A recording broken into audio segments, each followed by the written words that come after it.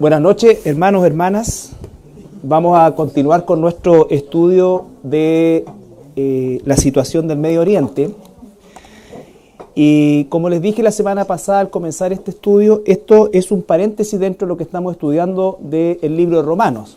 No hemos suspendido, no hemos eliminado el estudio de Romanos, vamos a continuar con él y probablemente nos va a llevar todo el resto del año y gran parte del próximo año también. Porque la idea, ¿no es cierto?, es poder estudiar sistemáticamente, idealmente versículo por versículo, y posteriormente integrarlo, ¿no es cierto?, a todo lo que es el conjunto de los capítulos. Pero el propósito de este estudio nace a raíz de la desinformación que existe, y me voy a referir específicamente al mundo cristiano. Ya hace mucho rato que yo no tomo en consideración la opinión del mundo, no porque no tenga un interés sobre eso, sino porque no puedo esperar nada de algún analista del mundo o algún personaje del mundo, aun cuando tenga buenas intenciones, ¿no es cierto?, que realmente aporte a lo que está sucediendo en este momento, ¿no es cierto?, en el Medio Oriente y de lo que ha sucedido históricamente en el Medio Oriente.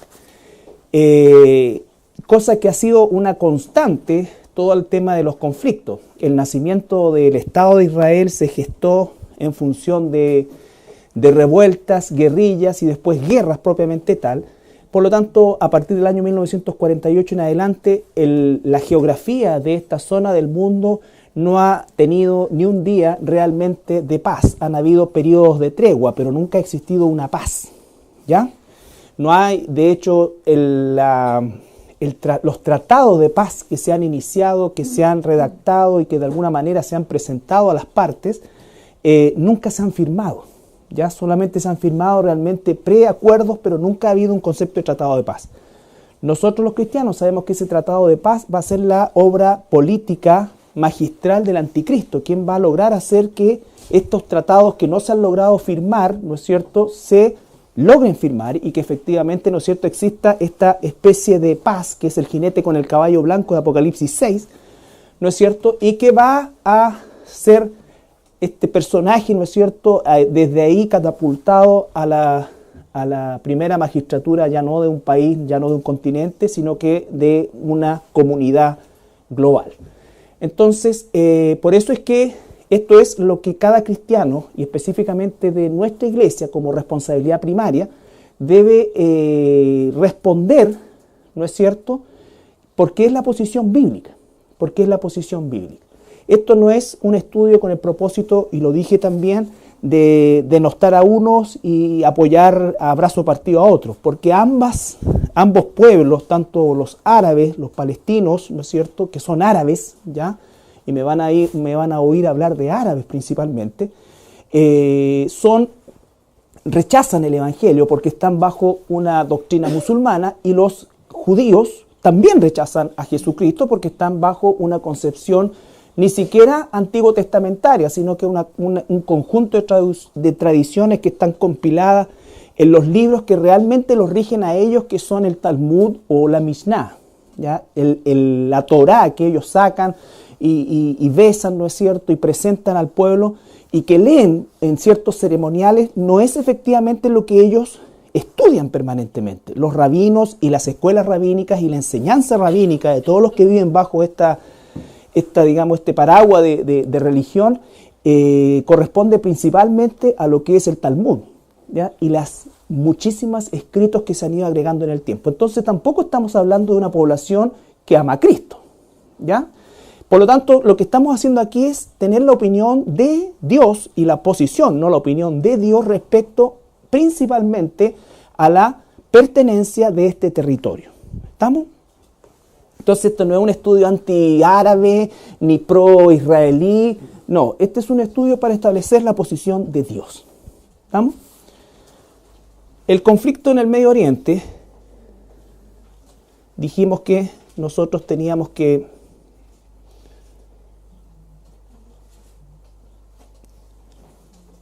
revisarlo a la luz de 4 corrientes o de 4 aspectos.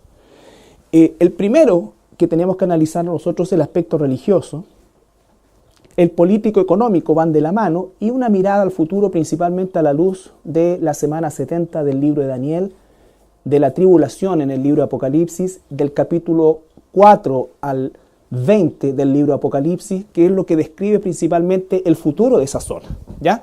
Porque el futuro inmediato va a ser una especie de continuidad de estas escaramuzas con más o menos muertos de uno o de otro lado, pero sin llegar todavía al conflicto mayor, ¿ya?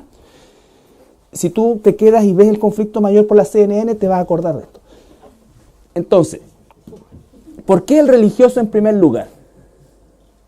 Porque obviamente aquí surgen chocan, mejor dicho, dos cosmovisiones de lo que es la vida, lo que es la muerte, lo que es la existencia, lo que es el bien, lo que es el mal, en fin, lo que es todo lo que significa realmente la forma en cómo enfrentamos y vemos la vida.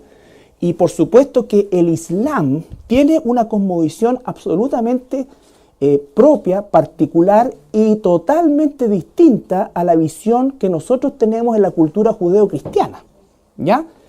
Entonces son dos choques religiosos y específicamente la visión islámica o la visión islámica del mundo no hace una separación entre religión y política, aun cuando la mayoría de los países musulmanes son dictaduras o muy pocos países son democráticos propiamente tal.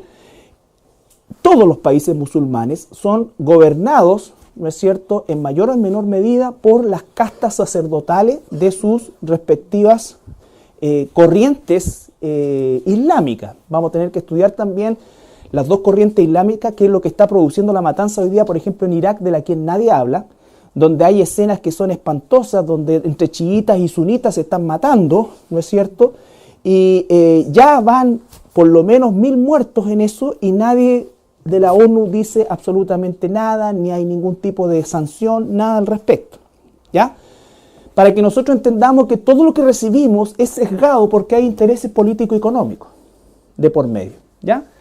Los intereses políticos y económicos no son una necesaria prioridad en el conflicto propiamente tal. Los intereses políticos y económicos y el deseo de paz de esa zona corresponde principalmente a todo lo que los países o las potencias del mundo necesitan tener controlada esa zona para poder obtener el petróleo. Eso es principalmente a grosso modo.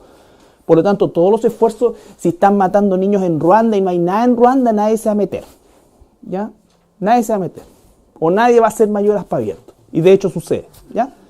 Pero basta que esta zona que está controlada por intereses religiosos de índole islámico, porque eso es como hay que verlo, ¿no es cierto? Obviamente compromete la estabilidad de la zona, y comprometer la estabilidad de la zona, ¿no es cierto?, significa tener una especie de ruleta rusa con respecto al precio del petróleo, la distribución del petróleo, la producción de petróleo y en fin, ¿ya? Bueno, y comenzamos nosotros desde el periodo postdiluviano, desde Noé, y comenzamos con Sem, Cam o Sem, Jafet y Cam, que sería el orden en cuanto a edad, pero principalmente entendiendo que el repoblamiento del planeta viene a partir de esta familia de 8 personas. Recuerden ustedes que el arca se detuvo o se ¿cómo se dice en términos marinos? Varó, ¿no es cierto?, en las cadenas montañosas de Ararat, que es hoy día la frontera turco-armenia, y desde ahí comenzó, ¿no es cierto?, principalmente el poblamiento hacia la zona de Mesopotamia. Entonces siempre la porción de territorio del mundo no varó ni en Estados Unidos, ni en Norteamérica, ni menos para acá. Para acá no, ¿ya? Entonces, específicamente comienza ahí, y específicamente comienza en la zona de Mesopotamia. Entonces, nosotros lo importante de esto es que fuimos desde Noé, la semana pasada, hasta Abraham. Hay una larga cadena de 14 generaciones que nos llevan de Noé a de Noé a Abraham, y quisiera solamente que revisáramos el Génesis 12, versículo 1 al 3. Génesis 12, 1 al 3. Pero Jehová había dicho a Abraham: vete de tu tierra y de tu parentela y de la casa de tu padre a la tierra que te mostraré. Y haré de ti una nación grande, y te bendeciré, y engrandeceré tu nombre, y serás bendición. Bendeciré a los que te bendijeren, y a los que te maldijeren maldeciré, y serán benditas en ti todas las familias de la tierra. Ya, Entonces ahí tenemos la bendición y el pacto abrámico que comienza con una promesa de un pueblo y de un territorio. Cuando Abraham sale de Ur, sale por razones de carácter, diríamos nosotros, circunstanciales que se produjo en esta zona de la Mesopotamia, y ellos, buscando mejores horizontes, llegaron a la zona de Harán. Ahí es donde desarrollan su riqueza como familia. Y es desde, aunque lo sacó de Ur, lo llamó en Harán. De Harán, entonces, Abraham es conducido a esta tierra que le promete a su descendencia. Abraham nunca vivió en esta tierra de manera permanente. Abraham era un beduino, ¿ya? Y Abraham se trasladaba, como ocurría hasta principios del siglo XX, en todas las tribus beduinas, ya sea árabe o de Mesopotamia, que ellos se movían en función de los pozos de agua. Recorrían en función de los pozos de agua el desierto, ¿ya? Entonces, esto es la promesa que recibe y dice que va a ser bendición para todas las naciones. Abraham era un hombre mayor, su esposa era estéril y además, ¿no es cierto?, ellos nunca habían vivido la experiencia de lo que significaba ser estar establecido, plenamente establecido, ¿ya? Su cultura era beduina. Vimos también otra vez en Génesis capítulo 15, desde el versículo 13 hasta el 17. Entonces Jehová dijo a Abraham: Ten por cierto que tu descendencia morará en tierra ajena y será esclava allí, y será oprimida 400 años. Mas también a la nación a la cual servirán juzgaré yo, y después de esto saldrán con gran riqueza. Y tú vendrás a tus padres en paz, y serás sepultado en buena vejez. Y en la 4ª generación volverán acá, porque aún no ha llegado a su colmo la maldad del amorreo hasta aquí. Y sucedió que puesto el sol, y ya oscurecido, se veía un horno humeando y una antorcha de fuego que pasaba por entre los animales divididos. 18 al 21, por favor. En aquel día hizo Jehová un pacto con Abraham, diciendo: A tu descendencia daré esta tierra, desde el río de Egipto hasta el río grande, el río Éufrates, la tierra de los eneos, los ceneseos, los cadmoneos, los eteos, los fereceos, los refaitas, los amorreos, los cananeos, los gergeseos y los jebuseos. Ya, entonces aquí está el pasaje clave y con esto terminamos el resumen. Dios le hace esta promesa a Abraham y recuerden ustedes que vimos nosotros el poblamiento del planeta, cómo es que se distribuyeron las familias que están en rojo, son los descendientes de Jafet, los que están en azul son los descendientes de Sem y los que están en lila son los descendientes de Cam. Los que habitaron originalmente la tierra de Canaán, o esta tierra, mejor dicho, en lo que conocemos hoy día como Palestina, desde el punto de vista de las Naciones Unidas, correspondió inicialmente a los cananeos, es decir, los que habitaron ahí fueron cananeos. Y la promesa es que estos cananeos van a ser sacados de ese lugar, pero imagínense que Dios está hablando con Abraham y está hablando ya de una descendencia, todavía ni siquiera nacía su hijo, pero ya le está hablando que esa descendencia estaría 400 años cautivo en una nación que es Egipto, ¿no es cierto? Y que posteriormente regresarían allá y durante esos 400 años la maldad de esta población, ¿no es cierto?, habría llegado al punto en que Dios tenía que juzgarla, ¿ya? Y como juicio iba a usar también a la nación de Israel, por un lado, para juzgar a estos pueblos y por otro lado, ¿no es cierto?, para dar en entrega, ¿no es cierto?, la tierra que le prometió al patriarca Abraham, ¿ya? Entonces, pero lo importante es que esta tierra, desde el punto de vista de su original habitación, los habitantes originales, primarios de esta tierra, no eran semitas, vale decir, no eran ni árabes ni israelitas, eran cananeos, ¿ya? Entonces, ¿qué es lo que nosotros tenemos que entender como cristianos ahora? Que Dios le da esta tierra por decreto divino a los descendientes por la línea de Isaac a los israelitas. Abraham, Isaac, Jacob, 12 hijos, después continuaría con Judá hasta llegar, ¿no es cierto?, al nacimiento del Mesías de nuestro Señor Jesucristo. ¿Estamos? Entonces, ese es el punto. La tierra es habitada durante un periodo de tiempo indeterminado por los cananeos, que vivían en un circuito de ciudades, estado o pequeños reinos. Estaba el rey de Jerusalén, en ese tiempo de Jebús o Shalem, que fue inicialmente el rey de los Gergeseos, el rey de los amorreos, y así sucesivamente. ¿Estamos hasta ahí? Entonces ahí está el mapa de cómo estaba originalmente habitada esta tierra.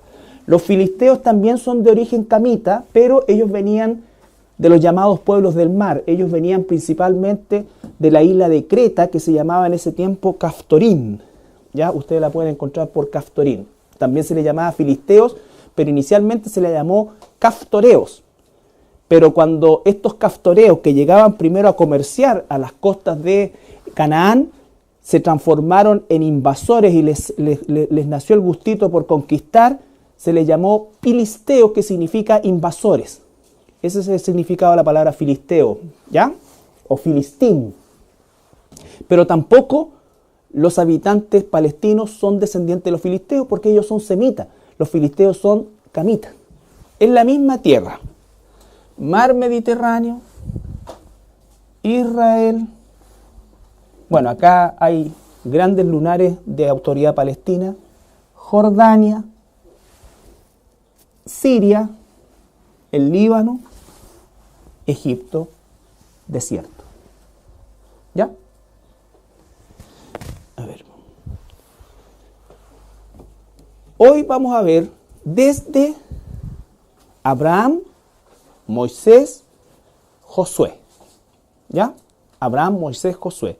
Se cumple la profecía que Dios le da a Abraham, 400 años esclavos en Egipto, entran 70 personas, nosotros lo vemos en el Génesis, que son las familias de Jacob.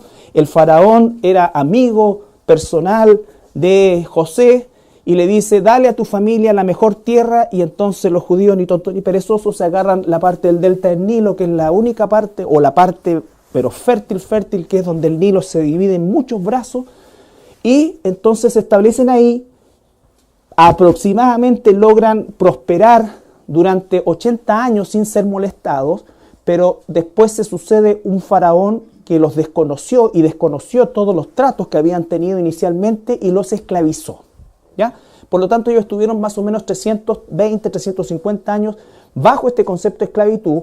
En ese periodo Dios llama después a Moisés, ¿no es cierto? Lo capacita y pasa todo lo que nosotros conocemos como la historia, que no es el foco ahora, sino que llegamos ya a Moisés sacando a los hebreos o israelitas. Todavía no hablamos de judíos, siempre israelitas, porque sale la multiplicación de todas las familias de los hijos de Jacob, que eran tres en realidad, y salen todos, más de 1 millón de personas, salen al mando de Moisés, y dice con gran riqueza también. ¿Por qué? Porque recuerden ustedes que los egipcios les daban riquezas a los hebreos, ¿ya?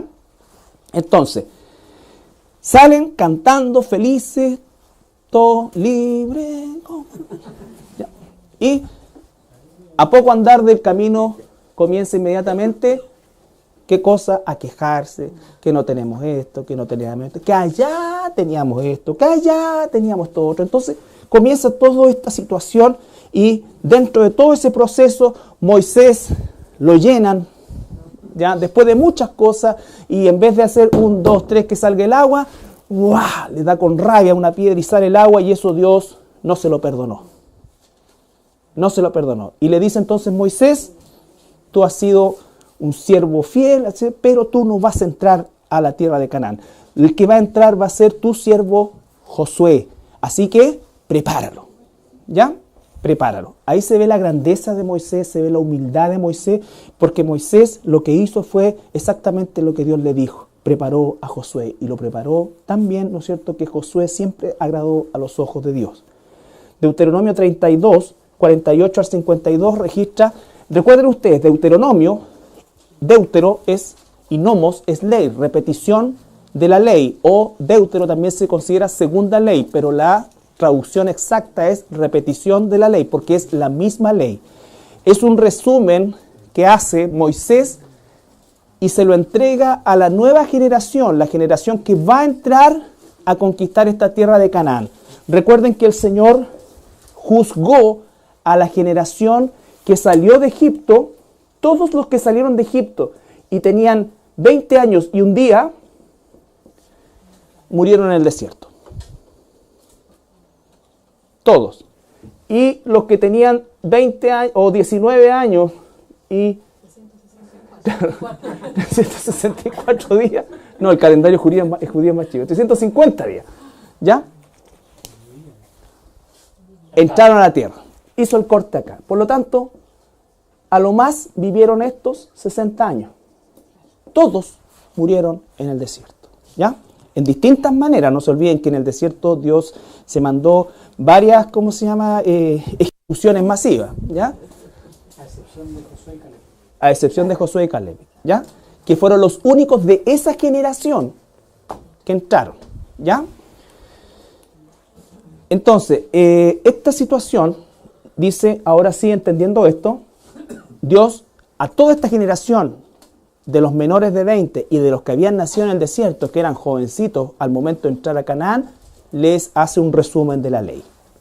Deuteronomio 32, 48 al 52. Y habló Jehová a Moisés aquel mismo día, diciendo, sube a este monte de Abarim, al monte Nebo, situado en la tierra de Moab, que está frente a Jericó, y mira la tierra de Canaán, que yo doy por heredad a los hijos de Israel. Otra vez, recuerden, esas palabras tienen que grabarlas. ¿Cuántas veces habla y repite Dios la promesa? Estamos a 600 años después de la conversación que Dios tuvo con Abraham.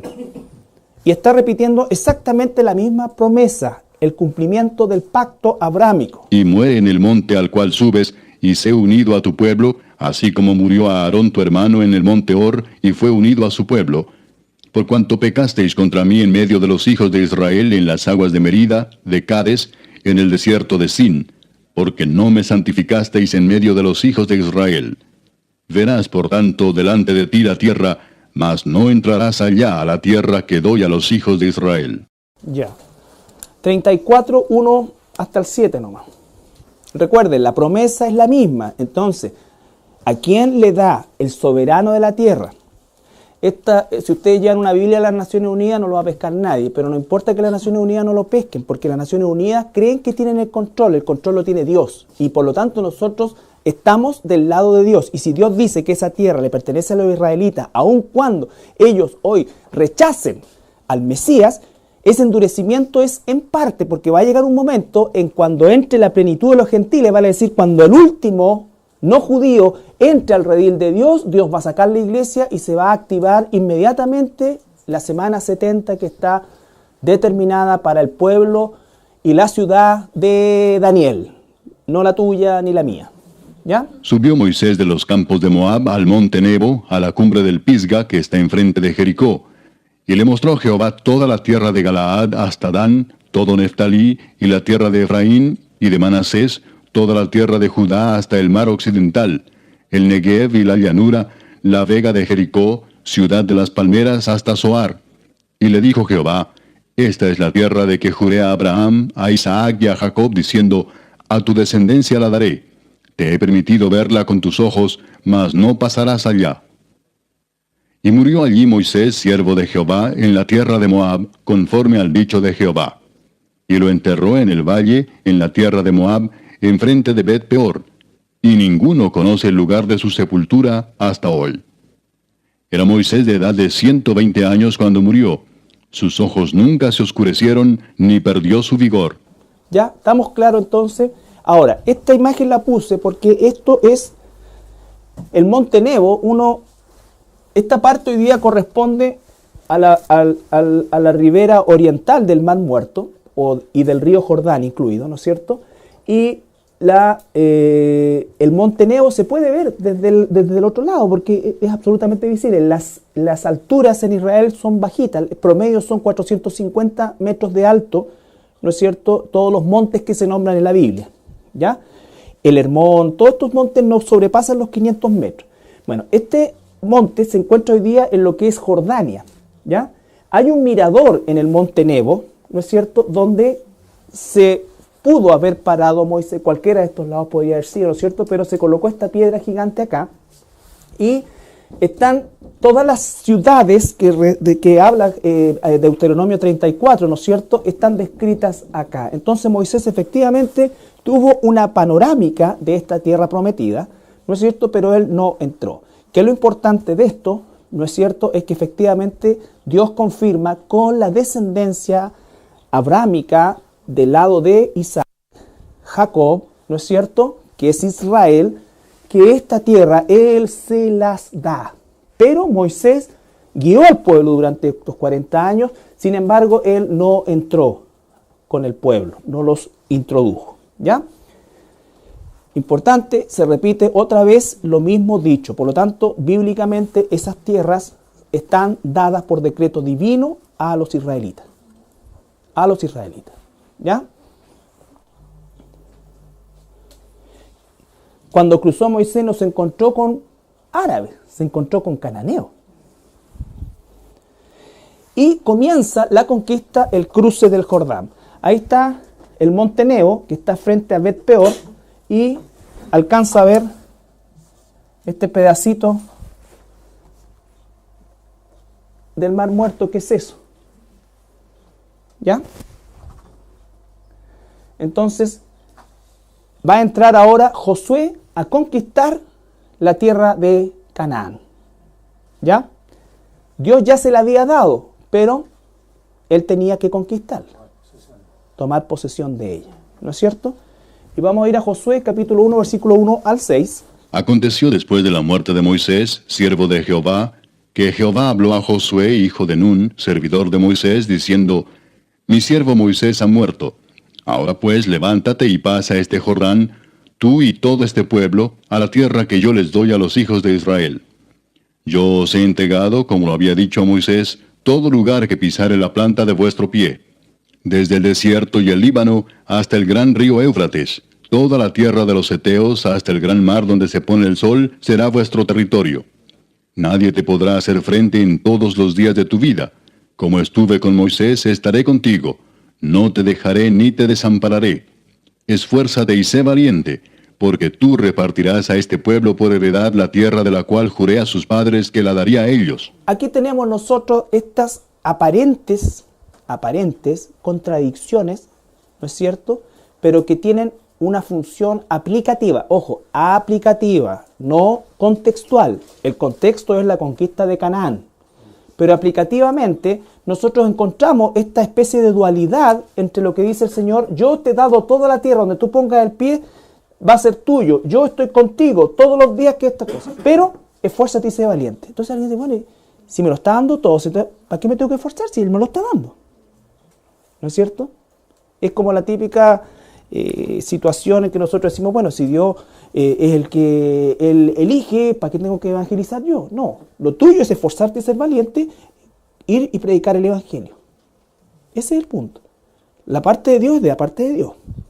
Su soberanía no se toca. No hay mezcla entre la soberanía de Dios y la orden de Dios. La orden de Dios es: esfuérzate, sé valiente, lleva a este pueblo y cruza. La pregunta es: ¿podría Dios pescar al pueblo y cruzarlo Él? Claro, pero ¿por qué nos ordena eso? Él es Dios. Ni se te ocurra pensar porque Él confía en ti, porque realmente sin ti no podrían haber cruzado el Jordán. Josué, tú eras el hombre indicado. No, pero por ningún momento es obediencia lo que tenemos que nosotros, sin pensar en una condición de mérito. ¿Estamos? Pero estas son las dualidades que nosotros no vamos a encajar en esta vida. Dios es soberano para elegir a quién se va a salvar y quién no. Claro, porque si no, no sería Dios. Pero ¿cuál es la orden que tú tienes? Predicar el evangelio a toda criatura. A toda criatura. Por eso es que dice Dios que llama a todos los hombres al arrepentimiento, aunque Él ya sabe quiénes se van a arrepentir y quiénes no. Pero lo está haciendo por causa de que tú y yo entendamos la misión. Esfuérzate y sé valiente, pero yo te doy la tierra. No se te va a olvidar. Esos fueron la espalda que le ha dado Israel a lo largo del tiempo a la ayuda sobrenatural que Dios le ha dado a la nación de Israel a lo largo de todo el tiempo. Por ejemplo, en la guerra de los 6 días, que espero que lo podamos ver, si es que no nos extendemos tanto, La guerra de los 6 días es imposible analizarla militarmente. La guerra de los 6 días es un milagro. Es un milagro, no es un acto militar, no es estrategia militar, no tiene nada que ver con la habilidad de los aviones israelíes, no, tiene que ver con la mano milagrosa de Dios. Eran 215 soldados árabes por un soldado judío. Entonces, no es un análisis, no se puede analizar bélicamente eso, no hay forma de analizar la estrategia. Es un milagro, es un milagro. ¿Ya? Nosotros podemos describir, pero no podemos analizar, no enmarca en ningún tipo de estrategia, ni antigua, ni moderna, ni futura, ni nada. ¿Ya? Entonces, Dios le dice a Josué, esfuérzate valiente, tú vas a cruzar y vas a repartir esta tierra entre los 12, 13 a esa altura, ¿no es cierto?, hijos de Jacob, las tribus. Los hijos de Ismael, Dios les dio del monte Sinaí, para el lado y para abajo, todo de ustedes. Todo el golfo de acá, todo eso de ustedes. Los voy a bendecir con riquezas, toda la cosa, ustedes no se preocupen. Pero esta tierra, yo se la prometí a los descendientes de Isaac, Jacob. ¿Ya? Josué 3, todo el libro de Josué relata la conquista de Canaán. Esta conquista de Canaán no se especifica bien la cantidad de años que fue, ¿ya? Se calcula que está entre 7 y 10 años, lo que dura más o menos el periodo de la conquista de Canaán, o por lo menos las guerras que se llevaron en la conquista de Canaán. Son los resultados que se sacan en función de la edad de Josué, de Caleb, ¿no es cierto? El tiempo en que entraron, el tiempo que combatieron, en fin, y el tiempo finalmente que, por ejemplo, Caleb pide el monte de Hebrón. Y cuando se volvió los de la media tribu de Manasés para el otro lado, habían pasado 7 años en ese momento. Exactamente. Entonces, no fue un tiempo, por lo menos una década, quizás más de ella. No hay en el fondo un registro sobre eso, porque tampoco era el foco cuánto tiempo demoró. Si no, Dios lo hubiese dicho. ¿Ya? El punto es que vamos a Josué 3:9 al 17. Y Josué dijo a los hijos de Israel, acercaos y escuchad las palabras de Jehová vuestro Dios.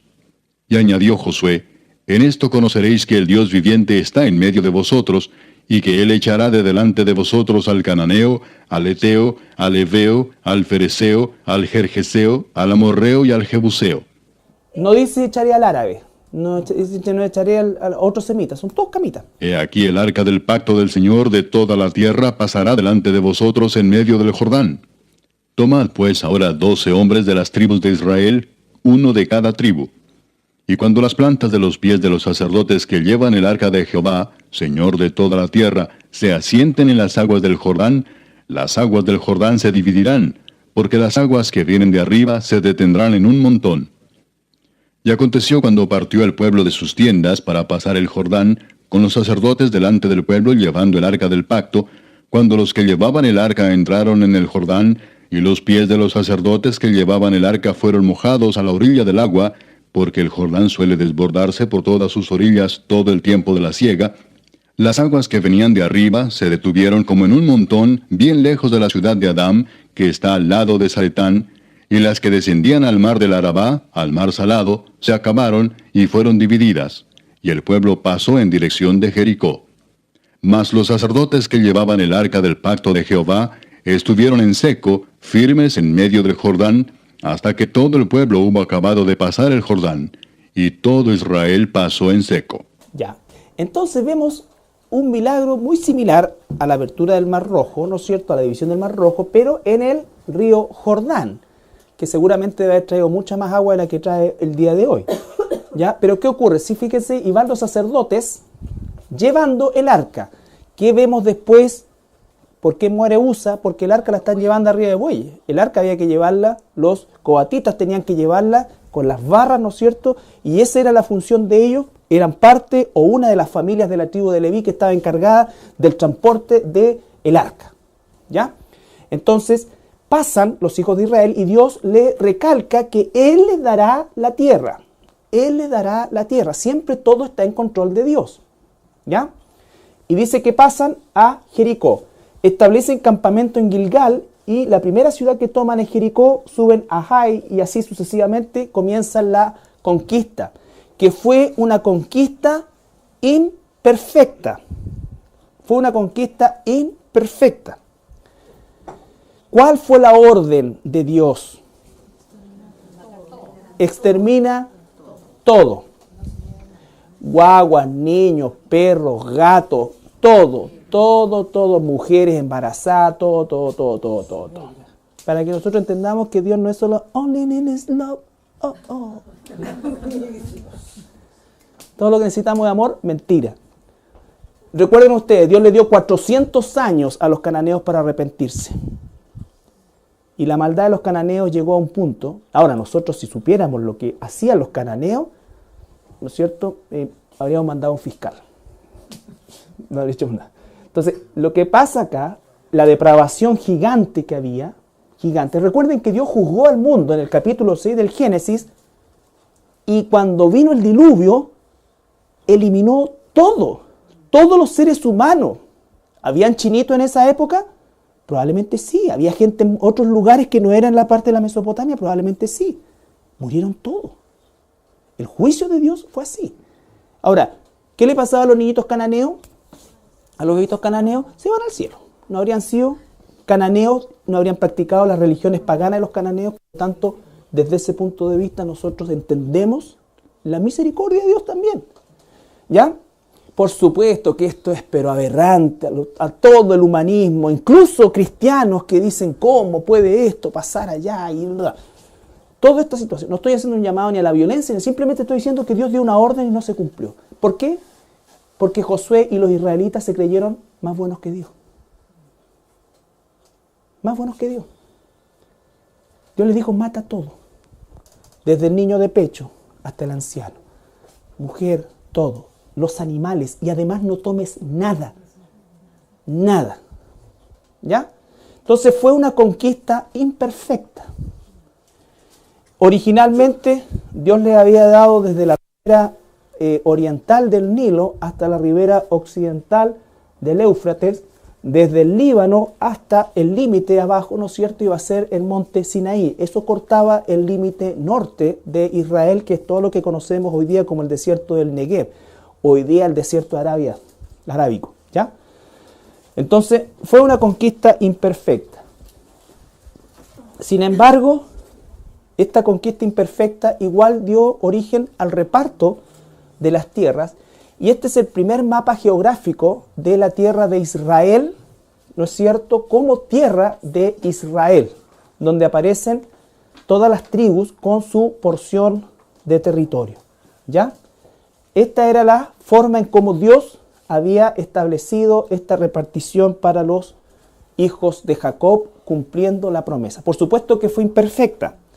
Recuerden ustedes que aquí están los amonitas y los moabitas. Esto hoy día es Jordania. ¿Ya? ¿Quiénes eran los amonitas y los moabitas? Claro, ¿no es cierto? Eran los descendientes del incesto de Lot con sus hijas. ¿Ya? Entonces, esto también estaba ahí, era parte de la que debía ser la conquista. Y ellos no tocaron estos territorios. ¿Ya? Ahora, en Josué 15:47, solamente para hacer una... Asdod con sus villas y sus aldeas, Gaza con sus villas y sus aldeas hasta el río de Egipto y el mar grande con sus costas. Esto es las ciudades desde el versículo 20, solamente en el subtítulo del versículo 20, este pues es la heredad de la tribu de los hijos de Judá por su familia. Y viene toda la descripción, por si alguien tiene duda, ¿no es cierto? Nosotros vemos que Dios hace un resumen general de las divisiones de las tribus, ¿no es cierto? Pero se enfoca después en un capítulo casi prácticamente, específicamente en la tribu de Judá, porque es la tribu mesiánica, ¿ya? Y en esta repartición de las familias de la tribu de Judá, encontramos el versículo 47. Pregunta entonces, Gaza, ¿a quién se la dio Dios? A Israel y específicamente a Judá, ¿no es cierto? A Judá. Entonces vemos efectivamente que este territorio completo es dado por Dios a los israelitas. Dios no ha deshecho su promesa. Los que siguen deshaciendo su promesa son los mismos israelitas. Porque los israelitas a partir del año 80 comenzaron una serie de tratados mediados en primer lugar por Estados Unidos, después mediados por la ONU, después mediados por Inglaterra, en fin, tratando de buscar esto, y se instauró la famosa política Tierras por Paz. Y una de las políticas más traumáticas para la nación de Israel fue la sacada o la expulsión de su propia gente de la Franja de Gaza, entregándosela al control de la autoridad palestina. Toda la infraestructura que había en Gaza no la construyeron los palestinos, era una construcción judía. ¿Ya? El hospital del que tanto hablan, ¿no es cierto?, es una construcción que hicieron los judíos, no lo hicieron los palestinos. ¿Ya? Y así sucesivamente fueron entregando parte de los altos del Golán, parte de todo, y en definitiva han seguido creyendo en el hombre y no creyendo en Dios, no están entregados a Dios. Pero esto es parte de lo que tiene que ir sucediendo, solamente nosotros lo estamos describiendo. Ellos tienen un velo hoy día, ellos todavía confían en que va a haber paz en esa zona, y a tal punto va su deseo de paz que cuando el anticristo aparezca le van a poner alfombra roja. ¿Ya?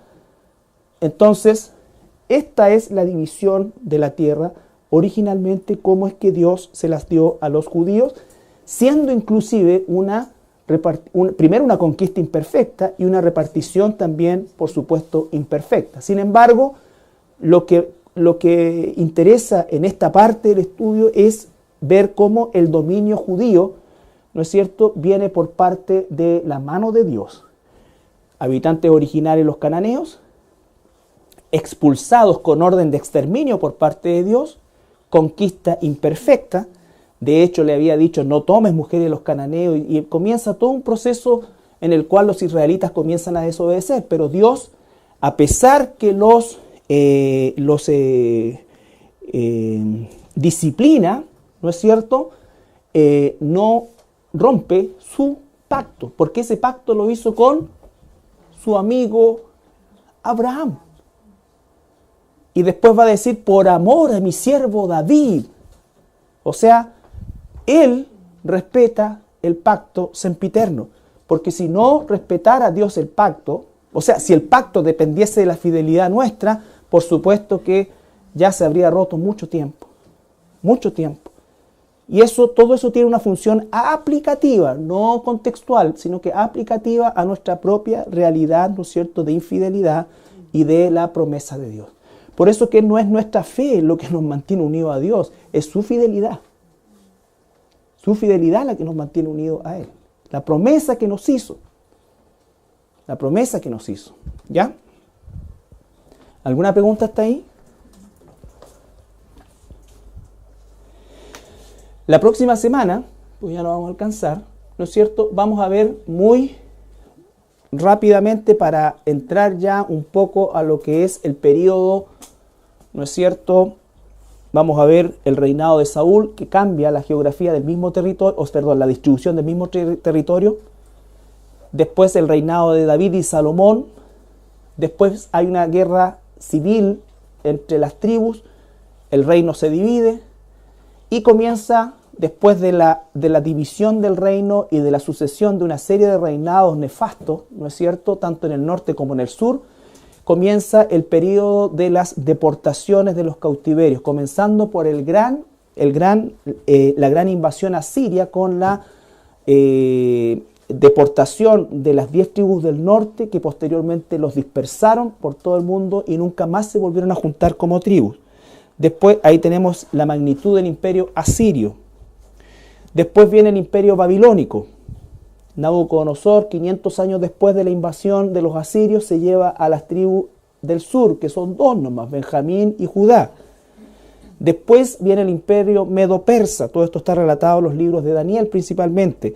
Y el regreso, después, usando Dios también a un rey pagano como Darío, lo usa para financiar la reedificación del templo, la ciudad, y así sucesivamente. ¿Ya? Pero después viene el imperio griego, con Alejandro el Magno, y finalmente la bestia con los dientes metálicos, que utiliza sistemas inéditos a esa altura, tanto de guerra, de tortura y de todo lo que el hombre podía imaginar ese tiempo, que es el Imperio Romano. ¿Ya?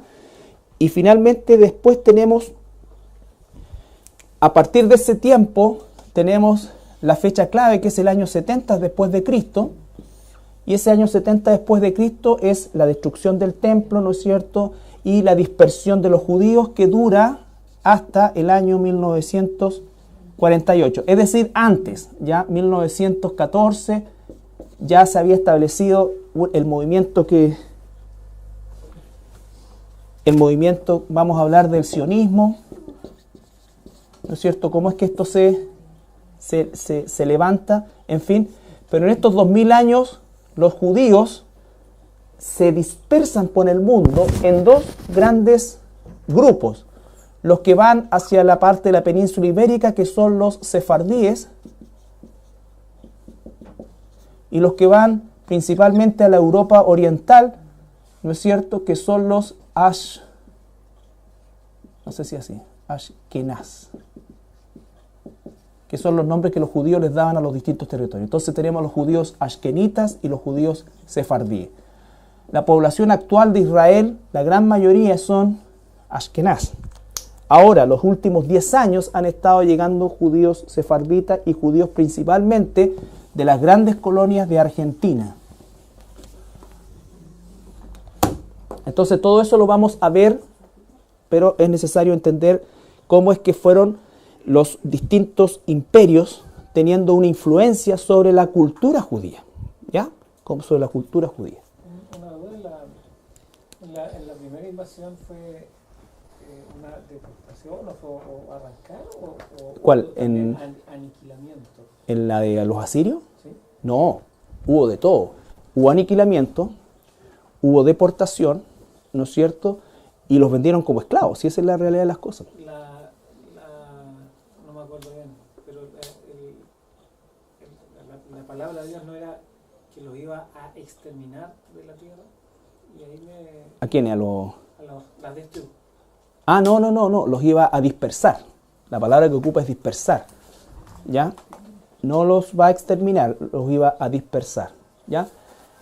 Por ejemplo, los babilonios, ellos esclavizaron a los judíos, pero los asirios los vendieron como esclavos. Por eso es que los dispersaron por todo el mundo, ¿ya?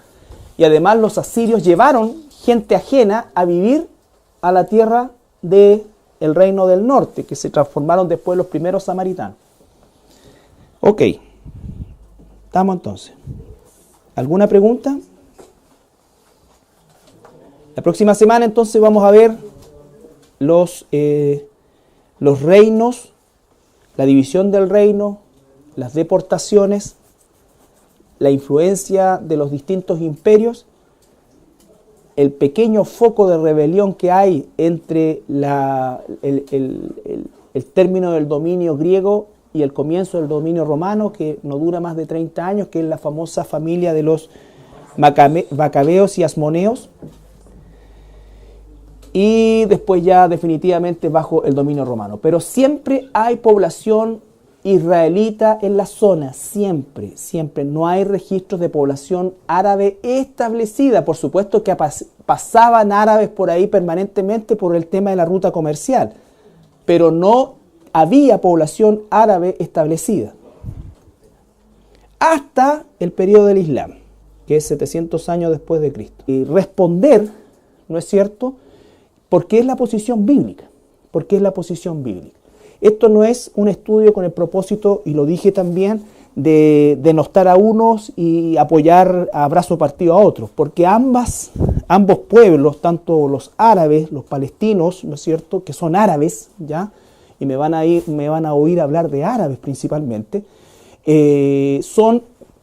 rechazan el evangelio porque están bajo una doctrina musulmana, y los judíos también rechazan a Jesucristo porque están bajo una concepción ni siquiera antiguo testamentaria, sino que un conjunto de tradiciones que están compiladas en los libros que realmente los rigen a ellos, que son el Talmud o la Mishnah, ¿ya? La Torá que ellos sacan, y besan, ¿no es cierto?, y presentan al pueblo, y que leen en ciertos ceremoniales, no es efectivamente lo que ellos estudian permanentemente. Los rabinos y las escuelas rabínicas y la enseñanza rabínica de todos los que viven bajo digamos, este paraguas de religión, corresponde principalmente a lo que es el Talmud, ¿ya? Y las muchísimas escritos que se han ido agregando en el tiempo. Entonces tampoco estamos hablando de una población que ama a Cristo, ¿ya?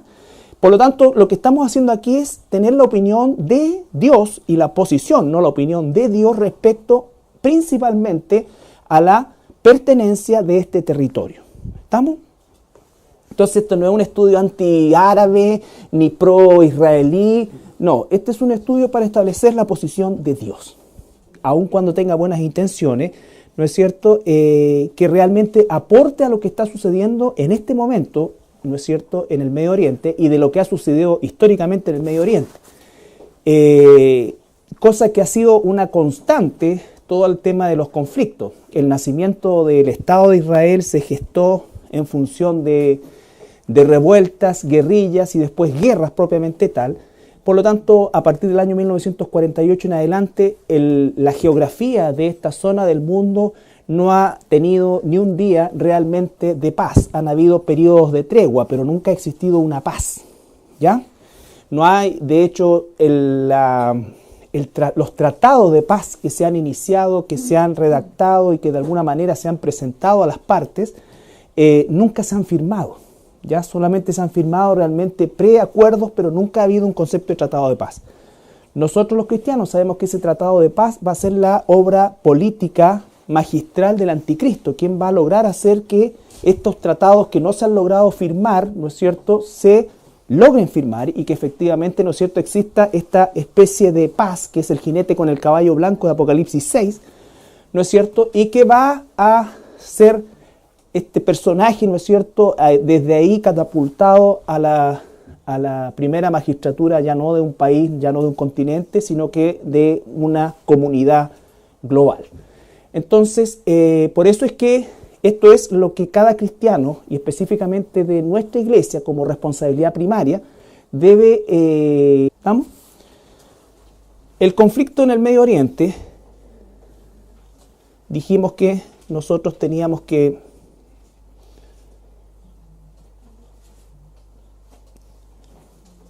revisarlo a la luz de 4 corrientes o de 4 aspectos.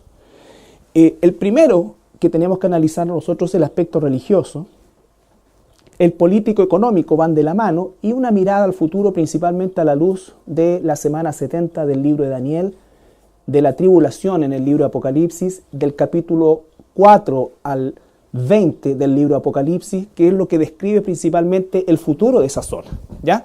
Porque el futuro inmediato va a ser una especie de continuidad de estas escaramuzas con más o menos muertos de uno o de otro lado, pero sin llegar todavía al conflicto mayor, ¿ya? Si tú te quedas y ves el conflicto mayor por la CNN, te vas a acordar de esto. Entonces, ¿por qué el religioso en primer lugar? Porque obviamente aquí surgen chocan, mejor dicho, dos cosmovisiones de lo que es la vida, lo que es la muerte, lo que es la existencia, lo que es el bien, lo que es el mal, en fin, lo que es todo lo que significa realmente la forma en cómo enfrentamos y vemos la vida. Y por supuesto que el Islam tiene una cosmovisión absolutamente propia, particular y totalmente distinta a la visión que nosotros tenemos en la cultura judeo-cristiana, ¿ya? Entonces son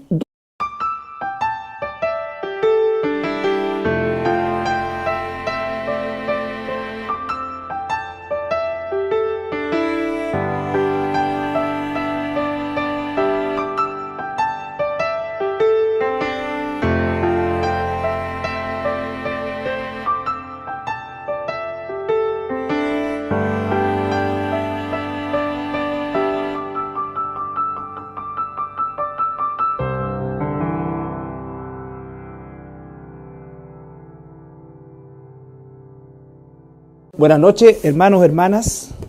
Vamos a continuar con nuestro estudio de la situación del Medio Oriente. Y como les dije la semana pasada al comenzar este estudio, esto es un paréntesis dentro de lo que estamos estudiando del libro de Romanos. No hemos suspendido, o sea, no hemos eliminado el estudio de Romanos, vamos a continuar con él y probablemente nos va a llevar todo el resto del año y gran parte del próximo año también. Porque la idea, ¿no es cierto?, es poder estudiar sistemáticamente, idealmente versículo por versículo, y posteriormente integrarlo, ¿no es cierto?, a todo lo que es el conjunto de los capítulos.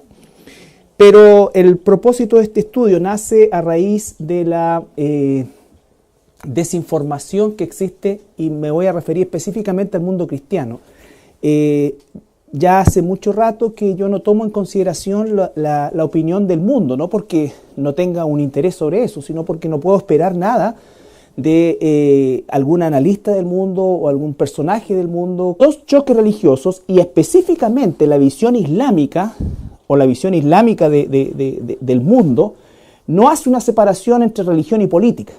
Aun cuando la mayoría de los países musulmanes son dictaduras o muy pocos países son democráticos propiamente tal, todos los países musulmanes son gobernados, ¿no es cierto?, en mayor o en menor medida por las castas sacerdotales de sus respectivas corrientes islámicas. Vamos a tener que estudiar también las dos corrientes islámicas, que es lo que está produciendo la matanza hoy día, por ejemplo, en Irak, de la que nadie habla, donde hay escenas que son espantosas, donde entre chiitas y sunitas se están matando, ¿no es cierto?, y ya van por lo menos 1000 muertos en eso y nadie de la ONU dice absolutamente nada, ni hay ningún tipo de sanción, nada al respecto, ¿ya? Para que nosotros entendamos que todo lo que recibimos es sesgado porque hay intereses políticos y económicos de por medio, ¿ya? Los intereses políticos y económicos no son una necesaria prioridad en el conflicto propiamente tal.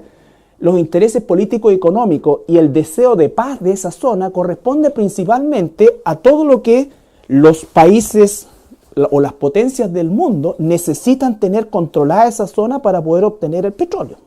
Eso es principalmente a grosso modo.